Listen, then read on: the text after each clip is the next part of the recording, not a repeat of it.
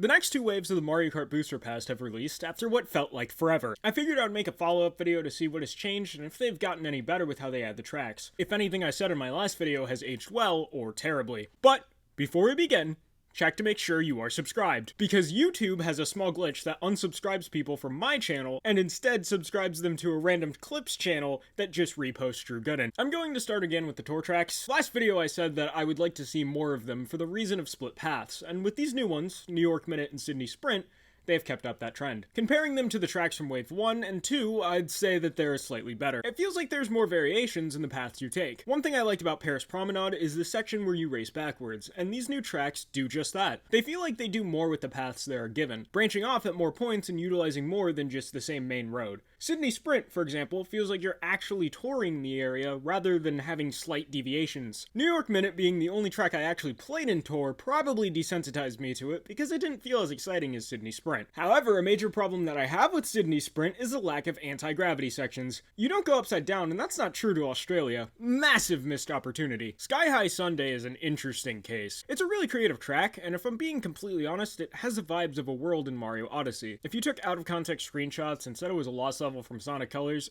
I'd believe you. This isn't a bad track, however, it is incredibly jarring given how narrow it is. The way the ramps are designed, it makes it hard to see the next part of the road you're supposed to be landing on. It's a bit hard to follow.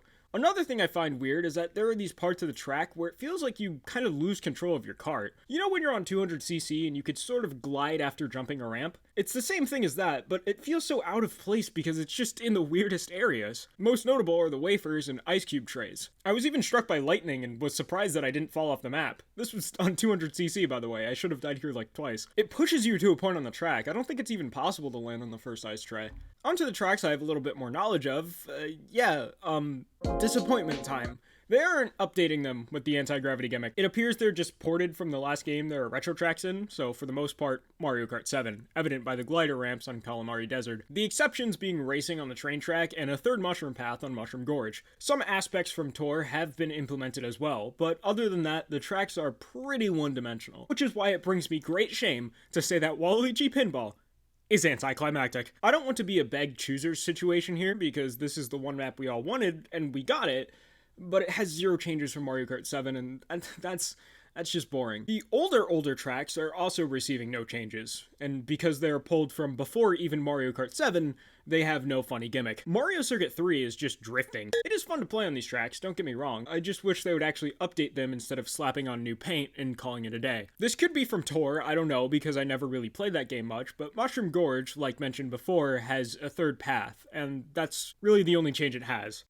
As far as racing goes, I know I didn't make that big of a deal of the graphics in the last video, but I have to say that this new art style works for every track except Mushroom Gorge. It is more vibrant and in your face, and that feels off. Mushroom Gorge loses that simple nature, and that made it appealing, for me at least. Everything also feels downscaled. In my last video I mentioned that the tracks felt a bit small, and for the most part I didn't have that feeling with these new waves. However, Mushroom Gorge feels like the turns are way shorter. It's like half the size it used to be. Really got the short end of the stick here. Stick so short there wasn't even a short. I'll see myself out. Goodbye. Thanks, Vision. Bye.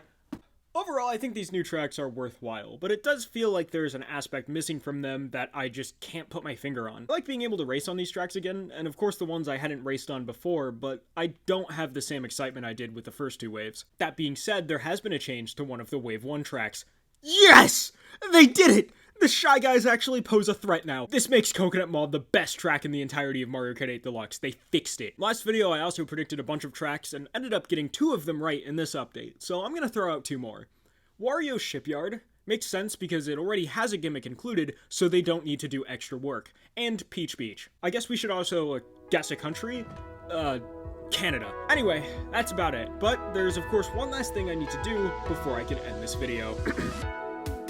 No!